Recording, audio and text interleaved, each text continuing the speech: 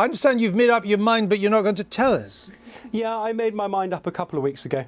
Initially, I was genuinely undecided, but the great luxury of being in Parliament is I get to walk through the voting lobbies most evenings with the entire cabinet and the leading campaigners on both sides of the debate, and it meant that I was able to sort of answer some of the questions I had and come to my own conclusion. But the reality is that for my constituents, they don't have that sort of access to those sorts of people. So I've set myself to deliver the best quality debate that I can within my constituency. And then once those are all done, I'll come clean on what I'm thinking. Oh, you will. So you will tell us, because the world is waiting for this, you will tell us before the vote on the 23rd. Oh, absolutely. I think that people have a right to know how their MP is going to vote in this. It's a referendum, so my vote is worth no more than any of my constituents. But I think that they will want to know how I will vote. And also, you know, nobody likes the person who sort of claims to have been supporting Leicester City all season. So I think it's important to get my mark out there before the vote. So are you telling us that although you're a Bristol MP, you support Leicester City? No. But nobody likes those sorts of supporters that only say they were supporting them all along once they've won.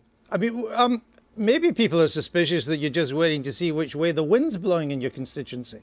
No, in fact, actually, I'm pretty clear on which way the wind's blowing in my constituency. Which way is it blowing? I think that my constituency and the South West as a region is probably leaning out. And actually one of the things that bothers me most about the referendum is that it's likely that there'll be regions of the country that vote one way when the country as a whole votes another. It's likely that there will be a younger generation that votes one way and an older generation that votes the other. And that obviously creates a challenge to bring everybody back together afterwards. But, you know, how I vote is really sort of immaterial. This is about my constituents.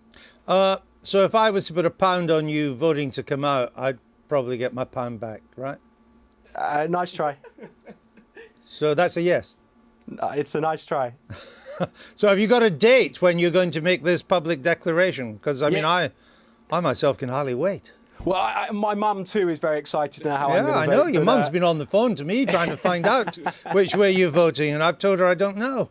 The last of the debates that I'm doing is on the 16th of June, and I intend to make it known locally to the Welsh Journal and other local papers at that point. I'm not sure that I'm going to be having you and the BBC on my doorstep, because I'm as much as you flatter me, I'm not sure it matters that much to you how I vote. No, we weren't going to spend as much as actually go to your doorstep, but if you were passing our studio, we'd have had you on to tell a waiting nation. Don't go away, Jim. Let me just find out what our guest thinks. Is he doing the right things? I think that's an absolutely bizarre, almost Reformation view of the lobby, that you get access to these amazing arguments by walking through Westminster that normal people couldn't possibly find out or read on the internet. If it's used as a way of trying to generate some interest in the constituency around by sort of engaging people in these debates, then I think it's a good thing. Yeah, we're all waiting to see how this debate goes. I think the important thing though is that the Prime Minister had this number. He wanted to make sure that half of his party, at least, asked him 5 years ago if he thought that half the Tory party would come out with him, would stay in with him. I think he would have